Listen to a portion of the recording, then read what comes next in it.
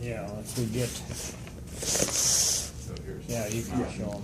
So you see, this is a real common, this is the way they access the Grand Mesa, you know, to the BLM. You go through some private properties right here, and you've got road closures closing it from the south side, and then also quite a few numerous road closures, but And what in route particular, in particular are you talking about? he's right in here. So Okay. you can't, there's Can no you zoom in travel on around that? town. Let's see. See, that's a whole slope of Grand Mesa between 2 points, and what that done is it blocked off one end of that, totally. The other end is open from Land's End Road. And do you know who owns the private property there? One time, I think it was in foreclosure, right? It was a Somerville Ranch in the old days, historically. From what I understand, maybe it was in foreclosure, and the Colorado National Bank may have that property. I don't know. Okay, We'd JJ, have to look at that. Where is 01? They're the red ones. No, further up.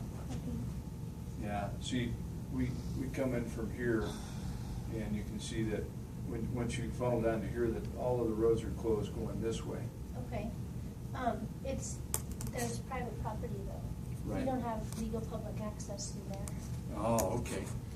And So- we did get public comments from that land. I remember Yeah. one of the very first public comments that came in was about that piece of private there and some of the routes that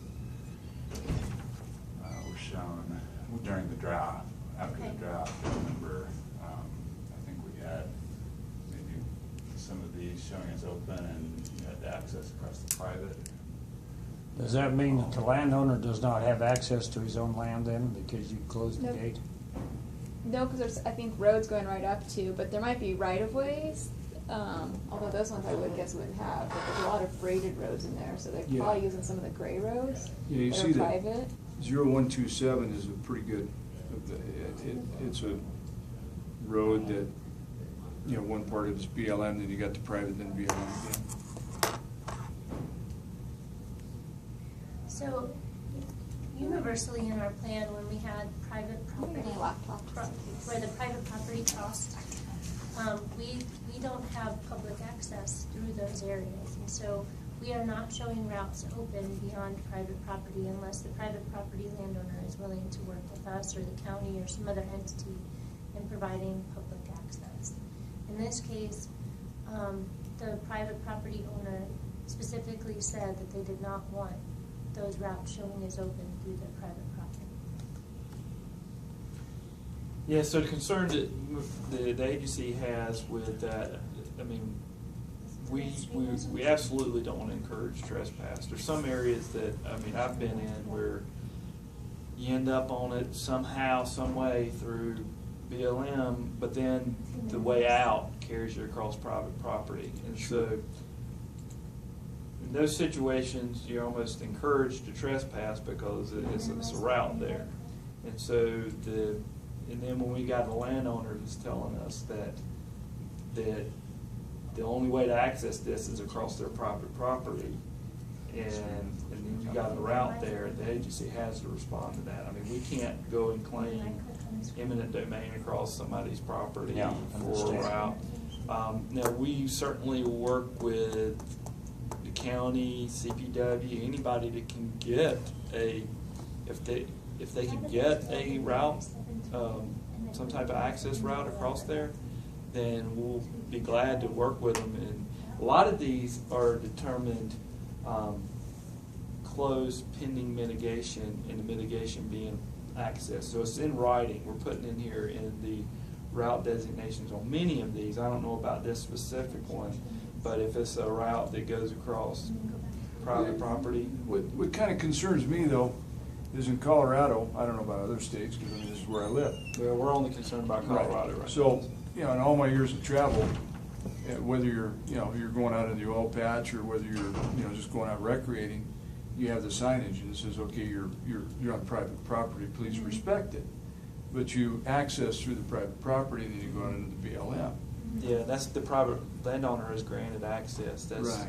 That's not BLM's call. Okay. I mean, the federal government, we absolutely do not want to overreach on any of our we have no authority on private property. None. Zero, absolutely none. Okay. And we don't want that.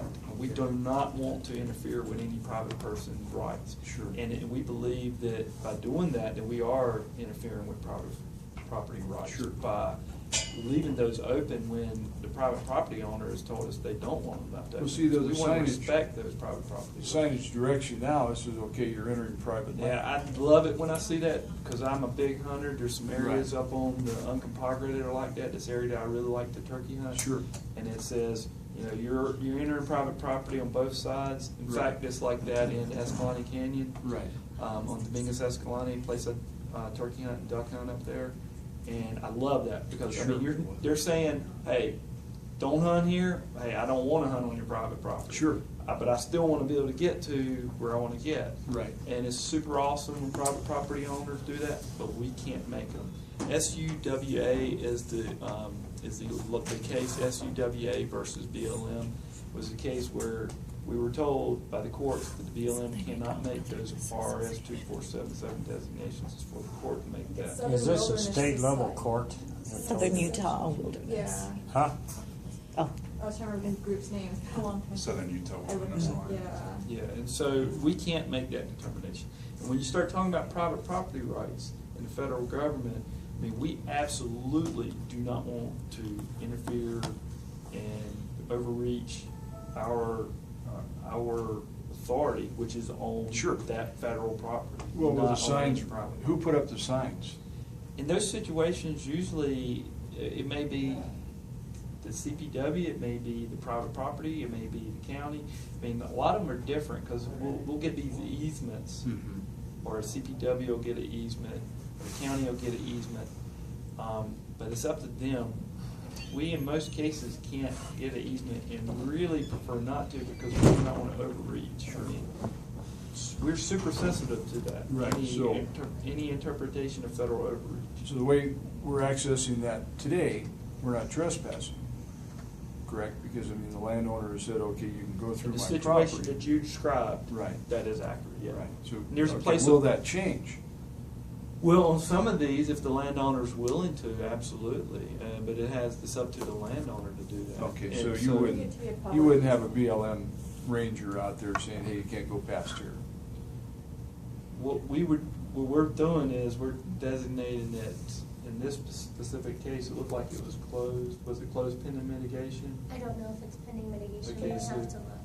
Yeah. A lot of times, whenever we knew that we wanted to provide public access, but we don't have currently any public access, we would say pending mitigation, so work with the landowner to get public access to that property. Okay. So in each case, we have to contact the landowner, we have to go out and contact the landowner and find out if they're willing to provide public access to the public through either an easement or an agreement with us or with the county or another entity. And because we don't have that information now, we can't encourage trespass through that property. Yeah, I mean, and as simple as that. I mean, the last thing that we want to do is start interfering with. Oh, sure, no, I property understand rights. that. I mean, But I we have did- no jurisdiction, we don't want jurisdiction. Yeah, I think my point would be, you know, right now, we're getting through there just fine, and that's working. That's up to the private property. Right, we haven't had any issues with going back there currently, or for the last Do you 100 years. think that you could talk to the private property owner? Well, we don't know who the owners are at this Well, point. there was a cattleman that owned that, and we had full access, probably Somerville Ranch. And he got swindled out of his ranch and lost it. And so the ownership has been kind of vague since then. And I suppose we can look it up. Now, you You might said. be able to get onto the county's assessor's site. Yeah, we and can do find that. out. Yeah, We county. have that data too, and so sort of the next step in our process, just so you know, is we've got a priority list of all the places that the public wants access to Uh-huh. through private property. Uh-huh. And so our next step in the process is to identify where all Okay. those properties are, who the private property or landowners are, and then work with county and other partners to contact those folks and see if we can work out an Yeah. agreement so that we can continue to provide public access. Sure. But without that information, it's really hard for us to say to the public or to the landowner, it's okay to cross that property if we don't have an agreement in place. And you mentioned you had access, but did the general public have access? Well, I don't know, yeah, the general public did for Okay. years, like Okay. you said, for years and years, we hunted in that area. Mhm. And we moved, clear back and forth between Land's End Road Right. and the Saddle. That was our winter hunting area. And, Are there that- any gates now, Mr. Talbot? I mean, are the gates closed or are they currently open? currently closed and locked. Mm. Okay, so that's the private property owner that's made that decision, not the BLM in Okay. any way, shape, or form. However, we did, I think what Chris was saying is those landowners did contact us during this planning process and said, we don't want these routes showing as open across our private property. Now, the one on 39 1/4 is wide open. There's nothing back there. So if you took 39 1/4 road, I Okay, think. so let's go to 39 1/4. You wanna help navigate us to that one? Sure. So that's, I'm assuming that's the main access that goes up to the saddle between Horse Mountain. right? Yeah. That's the one that goes through Vineland, right? Right. Okay. Yeah. Mm-hmm. Yeah, and that's open up to, Yeah, there's a cattle guard, and then you have, like you say, you go through BLM, then you go back onto private. That's where I've seen the signs that kind of guide people Right. to public access to the As you saddle. can see, you have that little strip of BLM that comes through there. So you've got, where that 1838 is at, you've got private landowners that apparently for, a number of years have granted access through there to that. There's no gate closures there. well, that There's was just a the cattle ranch guard. access. That was the ranch access. Yeah, there used to be a ranch called the Vinson Ranch there, and they had cattle. Okay, And- so 1838 is currently open, there are no Right, gates. there's no gates. There's a cattle guard. It's not letting you pull up the route report. Oh, I didn't try to do that. I might be able to do that actually, what you guys are talking about. Although it's blurry out, there's something wrong with the So you software. tried Google it. There's something wrong with Google Earth right now, I think, and whenever you put it on this Yeah. screen, Christina, on this screen, See, it that- changes the that resolution one and is then it won't blocked show into it the all. Blowout Canyon, so So you it's- couldn't get up there. That 0144. Yeah, so the only way you could go is up that 0244. So what does the red line on there mean? It means that you're closing that route, or it's administrative, or what is that? So red is closed, and red with a yellow highlight, can you see that from where you're sitting? I think so, yeah. So the yellow highlight around this one and this one This has shows that highlights. there's mitigation on that route. Okay. And the mitigation, we'll have to look to double check, but the mitigation in situations like this is almost always work with the landowner to get public access. And then we have a designation, once we get public access, it's open. I'm wondering why Blowout Does that Canyon make is, sense? access is Okay. closed, because that's not private land there. Yeah, the 1108 To get, oh, 1108 or So you 0140. Get to it from anywhere without going across private. Yeah, 0146, it looks like this, 46. this is Same the thing. blowout. Yeah, Blowout Canyon So route. what you're encouraging, from what I understand, is that you have a situation here where, we've got public access through that ranch to here. What you're trying to encourage people to use is this route here to kind of go around the black, is that correct? Yes. So you'd have to go over here and park.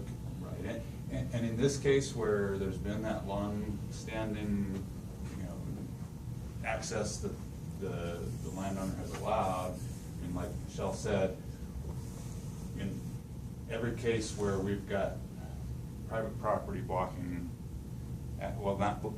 maybe not physically blocking, but when there is private property that leads to BLM without a legal easement, we need to make sure that we secure that easement Sure. before we Or an officially, agreement. or some sort of an Some agreement. sort of an agreement, it could be, So, this could, these here to provide access over to the saddle, I would think would be fairly straightforward because, they're already allowing that access. They have, there are signs up. But from our legal standpoint, we need to identify those as routes that don't have formal agreements, that, you know, need some additional work before we can show those as legitimate routes. Yeah, and I think part of the issue is that there's so many property owners that Yeah. use that 39 1/4 to get to their home. So if somebody has 5 acres, 5 acres, 5 acres, then all of a sudden you got a big ranch. So everybody's using that access to get to their 5 acres. So how do you close it off? Because if you're gonna visit Joe over there, you know, he's got a home over there. Well, I think in that instance, we would want to know that there's an agreement in place between the landowners, and that might be an easement they do between each other, not to the public. We do right of ways, so it would be blue instead of red. So I mean, you could use it, but the general public couldn't because you had an agreement in place. And we do that now. I mean, there's other roads where the instance comes up. So we don't want to block people's access to a property. Right. So we try We to don't get want right to of block way. public access to public land either. Yeah, I mean, if we So can get a we- public easement, it's better. So that's something you can work towards? That's what we intend to work towards. Okay. Yeah, and I think we're showing that on this map. Every time you see a yellow highlight, that's an area where we're hoping that to work with our partners like Mesa County and other folks, CPW, the Forest Service, and try to get public access to those areas. Sure. And that means that we're gonna have to work together and contact those landowners and see if we can come up with an incentive to get that. Some respond and some don't, I imagine, no? They do, yeah. And some people, JJ, see that as, see it as lessening their the worth of their private property. Sure. So if they have an easement tied to it, a legal easement, and when they wanna go and sell it, it's not worth as much. So there's, some of those issues come up too with folks. Gotcha. And I think what happened, you know, historically going back to the 1900 or so, the turn of the century there, is you had a lot of community in the Cannon Creek area. And Palisade was, you know, the main town that they did trade with. You know, Palisade was quite a ways away from Grand Junction at the time. Right. So horseback and wagon, buggy, that kind of thing. So people came over through those 2 or 3 draws to get to Palisade and cross the river. And, you know, that's when you were around back then, right? So if you guys are saying, if you guys are all saying that there's potentially an RS 2477 right-of-way through that area, then I think providing that information to the county so that they can work through the court system, that's another way of getting that access secured. So there's a couple of different ways in doing it, and you know, one is working with the landowner and getting you know, an easement, or there's also the option of RS 2477 right-of-ways. Sure. And I can appreciate your frustration with that. It seems like, I mean, we have all the information that we can make that decision, but the courts have told us very clearly. Yeah, well, why can't the sheriff make that decision? That I'm not clear That's a on. matter. That's a matter for the courts to decide. The courts have told us we can't. The sheriff, You can or though- you We can't. can't. We cannot Okay. make an RS 2477. Yeah, I understand But what that. about, I'm sorry. But I'm questioning as to why that's in only the purview of the courts, because this is the county. The county has the county commissioner powers. I've seen things where counties in Arizona and Northern California and Northern Oregon actually took this thing under their own control and made it happen. And they didn't do courts. And that's why I'm confused here as to why the court thinks that they're the only ones that can do That's a it. question for somebody else outside of us. Yeah, I Some understand counties, that, for the but counties. I've studied a lot of county histories on this sort of stuff, and there are counties that do this. Well, Mr. Talbot, if you have court cases or case law or some sort of information, I guess you could provide that to the county as well, so that they could go back and use that I don't need information. case history, it's counties that have But, yeah, recordedly taken control of Yeah, their routes. You're saying that they've taken control of the routes without having to go through the court system. Yeah, absolutely. Apache County in Arizona is a good example. There's Josephine County in Oregon, and that was under Sheriff Gil Gilbertson, who wrote a very thorough analysis of this whole issue of jurisdiction on the thing. You know, is this master plan that they're putting together, is this being worked in Delta County and Montrose County and Garfield County, Rio Blanco County, So or we just have specifically? a little bit of Delta, and a good portion of Garfield. Okay. But those are the only areas that our field office covers. Sure. The other field offices, other offices that work in different counties. Hey, I in can the speak more to interstate. that because I work for the district, and not just for this Oh, okay. field offices. The Grand Junction field office, when you talk about the entire area, it includes both of the national conservation areas, the McKinnis Canyons and Dominguez Escalante. Dominguez Escalante plan is also pretty close to being released, and that one includes Mesa, Delta, and Montrose counties. The entire area of the field office includes Garfield, small portion of Rio Blanco, Mesa, Garfield, and Delta. The portion that's in Delta is only the portion that's in Dominguez Escalante. Oh, okay. Sure. But she is exactly right, it is part of this field office. When you start looking at southern areas, south of that, that's in the Southwest District, and those are managed through a different district, and I can't speak to any of that. What I can speak to is pretty much when you start looking at the map, north of I-70, some portions south, but mostly when you start looking north. This office does have some that is south of there, but primarily north of there. So the Mesa County is made up of 73% federal. 45% BLM managed Right. lands. Okay, so yeah, the other part being forest, national Other forest. agencies, some BLR, Bureau of Reclamation. So let's say Garfield County, do you have any idea like how much public land is in Garfield County, just by percentage or? Not off the top of my head, but I can get it for you pretty quick. It's a lot. Yeah. Yeah. Some And how they've counties, been working over on it, you know, how they've 80%. been Yeah. working through, how their county commissioners have been working through this also. Yeah. So their county commissioners hired a staff member to go back and look at, so if you're looking at Garfield County, Oh, okay. so it's this area of our field office here, This is the county line. and this is the county line here. There's a ton of private property that blocks public Sure. access into a lot of that area, and that's been a concern of the county commissioners in Garfield County. Sure. So they hired an individual, do you remember his name, Christina? Oh. Yeah, I know who you're talking about. I Glenn can't see his Adams. face. Glenn Yeah. Adams. Yeah. So they Yeah. hired Glenn Adams to go through all of the Yeah. records and look at some of the historic use of the routes Right. up in that area, and try to work with some of the private property owners up Sure. there to provide public access. Okay. They seemed, and they didn't test our They only plan. had like two of the routes in the end, like this last go around, that they had concern on one of them, they put an easement, so we had identified it for long-term open if there was an easement, so it was easy to change. So there's, yeah, and the other one, I think, probably in Mesa, I don't remember that one very well, but yeah, so they'd worked with us and we've been to their commissioner meetings and briefed them previously, and So one of the things that has been expressed to me by a member of the public, it was a concern that we're saying that we're going to open these routes if we get some type of right-of-way access across the private. Is the a mistrust that we will really do that? And I certainly can appreciate that.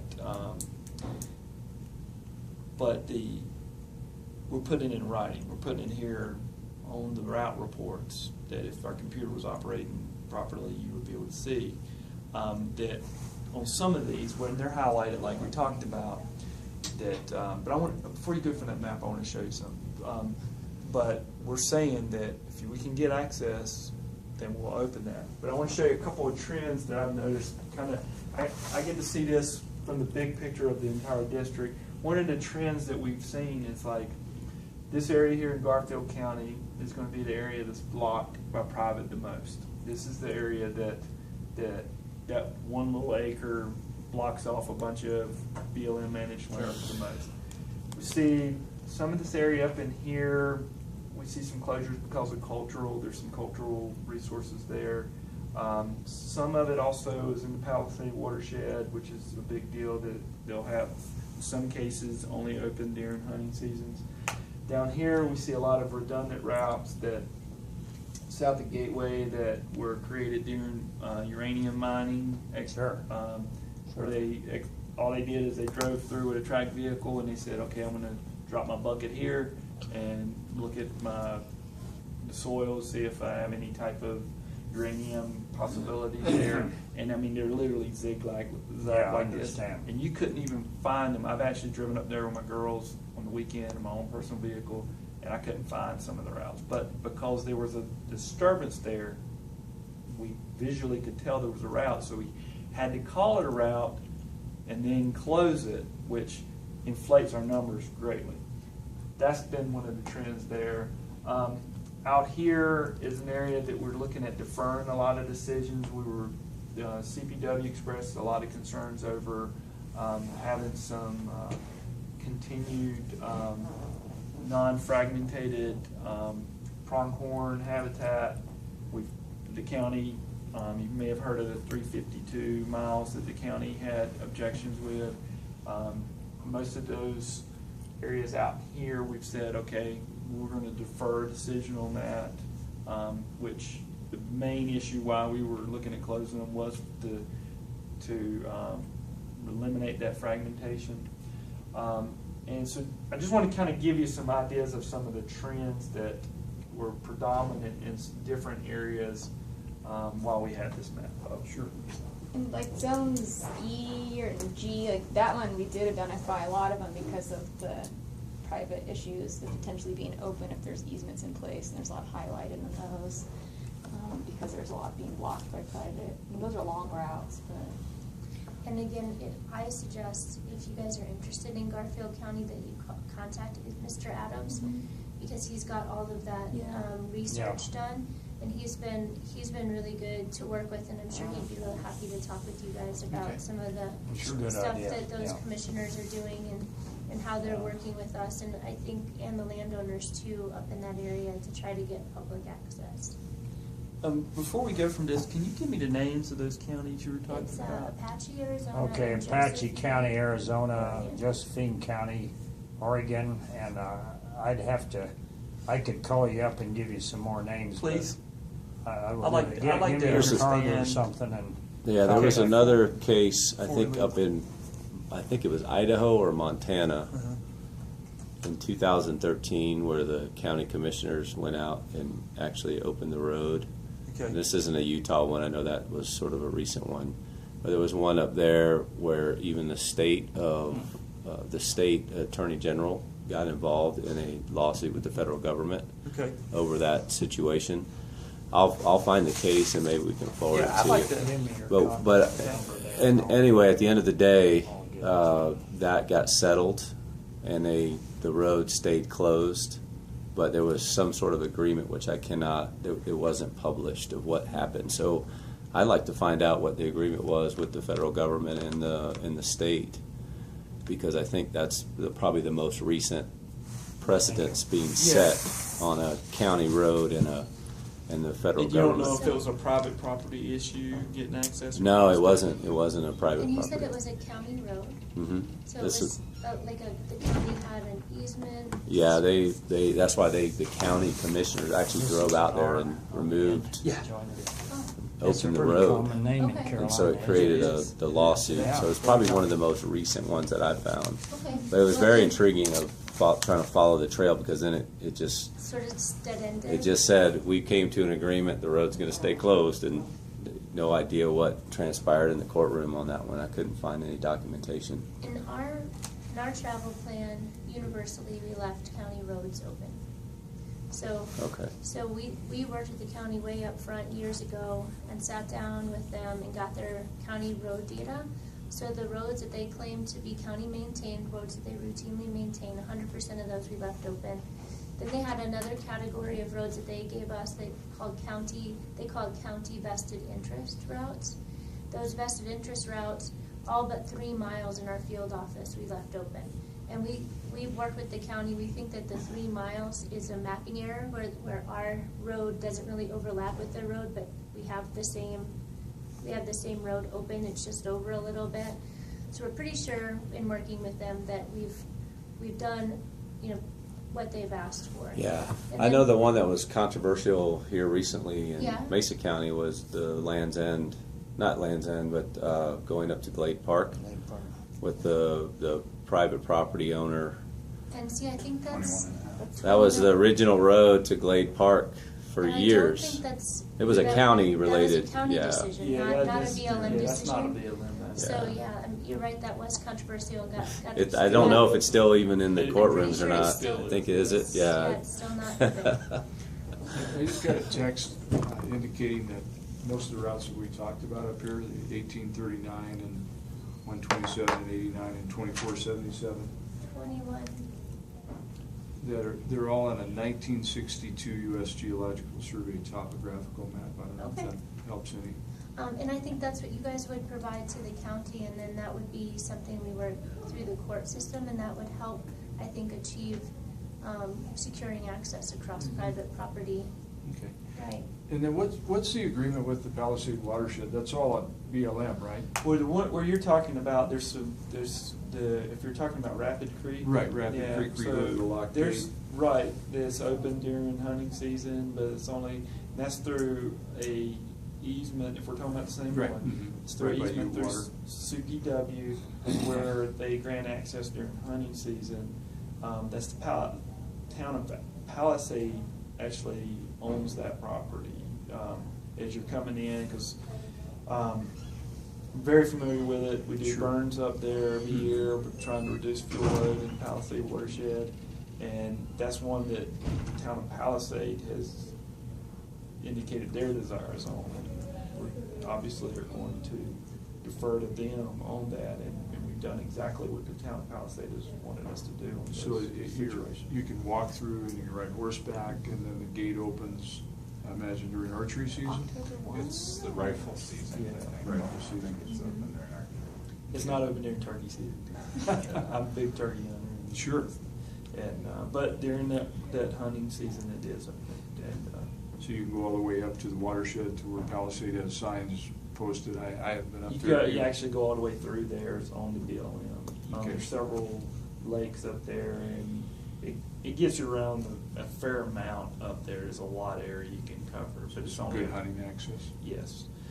There was one category that Michelle, as she was going through, I think she was going to talk about, and we got on another thing, was later, very much into our process of this resource management plan, the county came to us with a recreation routes.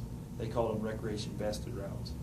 That's the one where there was some differences on our thoughts on them. Those aren't ones that the county maintains. They're not county vested interest routes. It's an additional category that was brought to us well into our planning phase. It was, in fact, was it still in the comment period? I don't- Yeah, it yeah, was, okay, during, yeah. between the draft and the final. Okay. yeah. We got all the other ones prior to the draft, so. Do you have any more questions? I Or? think not. Okay. Yeah, if there's anything else that we can help you with, or help you understand, or help you navigate through all this information, we'd be happy to. Yeah. Well, you clarified, the point that you had to ask the landowners. It wasn't something that you just arbitrarily decided, okay, we're gonna lock this gate. You had to go ask the landowners, and somebody said, no, we'd prefer that it be closed. It's not our gate, though. Right. Yeah, Okay, it's that's not your gate. That's not not our your- gate, no, that's a Okay. private property Right, owner's gate. right. Yeah, I don't know, I can't think of a single situation where we put up a gate No. out front of private. We put gates up for seasonal closures. BLM. Sure. On BLM, but never on private. I can't think of a situation where we have. Yeah. And I hope we haven't. That would Sure. be a disaster. Oh, sure. If we have. So I imagine in the future, when all of this, comes to fruition, you're gonna have some confusion out there, as to, what, you're gonna have. I don't know that we are, because I think there's a public perception that this is it's going to happen overnight. That as soon as the record of decision is signed, that the next day that all these things are going to happen, and it's not going to be like that. Right. And we have a commitment to the county. We've promised the county that we're going to be able to go in and prioritize certain route closures. And these are areas that we have significant concerns over. And those will be the ones that are identified first. Sure. And so it's not going to be this, if it's signed this afternoon, and tomorrow there's going to be signs up everywhere and gates and things like that. It's not going to be the situation. It's going to be. Well, I think that was the media puts that out there, you know, the perception. Right. is that- Well, I don't want to blame it on the media. I actually will take most of the responsibility because I'm the one that's responsible for that explaining what we're doing, and it's such a difficult thing to explain that I feel like I failed on many levels with that because it is so complex to explain what we're doing, and media is going to take just that 7-second put that on TV. Sure. Some of the written articles I think have been really great from the Sentinel, and because we can sit down and actually talk about all of the things, and they're not going to use just that 7 seconds. They're going to use everything we talk about. So I've been more successful with that, but I'll take the brunt of the responsibility on that. And I've been doing this 9 years. I started as an officer in the Army, as a public affairs officer, and our issues, quite honestly, with the Army were a lot simpler in explaining what we're doing, and here it's really difficult. There's no easy way to say, well, in this situation, we're going to close it, but if you can get us access, it's going to come back open. There's no easy way to say those things, and so I think public perception is certainly not very good for what we're doing. I mean, we live here, a lot of us hunt. I mean, these guys do a lot of recreating on BLM lands. I'm out with my girls on the BLM lands all the time, and we enjoy it just as much as everybody else. And I think there's a perception that we intend to close things off. We have to respond to specific known problems. When there's a known issue, we have to respond to it. And this agency gets sued quite frequently.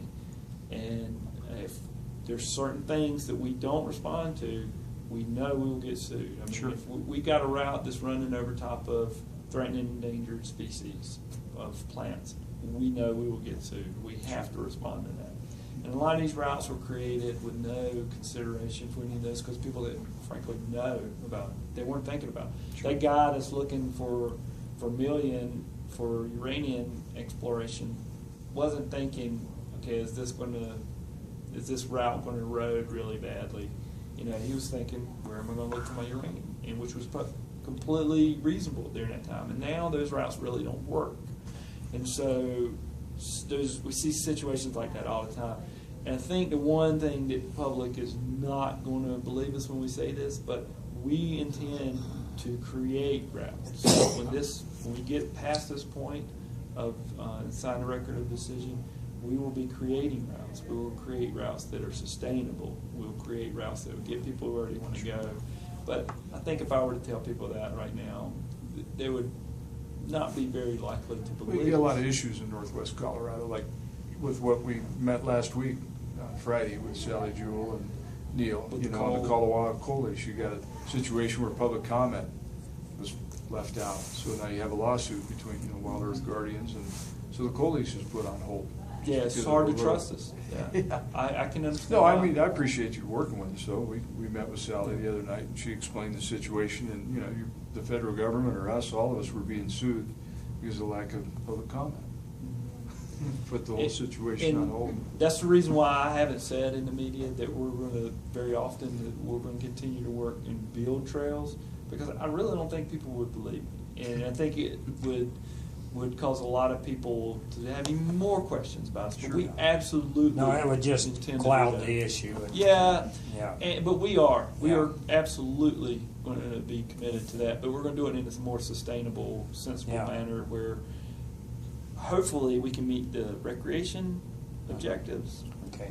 What experience do people And want out there? experience What is that it they for? want, Is it yeah. for hunting? Is it for Yeah. ATVs? Is it for dirt bikes? What's it for? Yeah. I guess today, and then coincidentally, was it David Justice? I guess he's being sentenced today, isn't it, today? I think so. Yeah. Was that the Forest Service? That's not an issue in Yeah. Northwest District. is That's it? the BLM in Right. Montrose. Montrose. Okay, yeah, that's not an issue up here with us. I'm Yeah. not familiar with. Oh, okay, sure. So what is that? Well, I guess there was an area that he thought should be open to the public, and he went in and, took a gate down. Where was this at? Do you know much about it? Well, I they don't just know didn't much take about the it. gate down, they destroyed a federal property, I think is what it Was ended up this being. south of here? Cushman Creek Road or something like that, I think was the road. But it it wasn't- was down South of here in Montrose. It was in Towards- Montrose that's not an area. issue. Yeah, it was either Olathe, Montrose or Montrose Gunnison. area. Yeah. Yeah. We don't know. I don't know. Be interesting to see what happens. But he was found guilty already, so it was just today's The sentencing. sentencing was Yeah, it's a matter before the courts, though. Yeah. Correct. Yeah, okay. Yeah. Yeah, and you know, we all know that, you know, we follow the rule of the law. If it's the law, we're ain't gonna take a game Well, down. and that's where this thing with the RS 2477 is very frustrating, because the courts have told us very clearly we can't make that determination. And I hear what you're saying. You've been doing that. I mean, I totally respect that you're a third generation guy. I can't imagine you're third generation people that came across that mountain and settled here. They must have been some pretty tough people. Yeah. And you know this area far better than I ever will. Been here 3 years, you know, and I hear you. I mean, it's a route there, but we can't make that decision. Yeah, but And just as much as people would want us to, I hope you understand that people want us to follow the law too. So, and that's what the courts have told us. So we can't do that. the public perception side that I would say as a citizen of Mesa County, when you go to all these meetings, you know, we hear, oh, there's this endangered or this plant or this sagebrush here or whatever the case may be, but we never get like detailed studies that have a 50-year history of this particular animal or this particular plant, or you know, it's never provided. It's not these in-depth studies. It's just, it comes across as, and I'll give you an example, just the meeting we had with commissioners. I was there. The arrogance that comes from federal employees is so disturbing. You know, it's just because it's almost like, yeah, you're talking about closing 300, you know, or we're only down to 300 miles or 200 miles, or whatever. I think, however he said it, and I would even question those. Is sort of how his comment came across, that those aren't even valid objections to that 200 miles of leftover whatever we're down to now. And so I don't know. I think that's the part from a perception standpoint. Mm-hmm. It's just, we don't care what Mesa County's going to do, because we just signed an MOU, and they're gonna bow ultimately to whatever the federal government tells them, or their funding gets cut off. Yeah, you know? I would challenge that, because Mesa County, if anything, has certainly made it really clear what their expectations are, and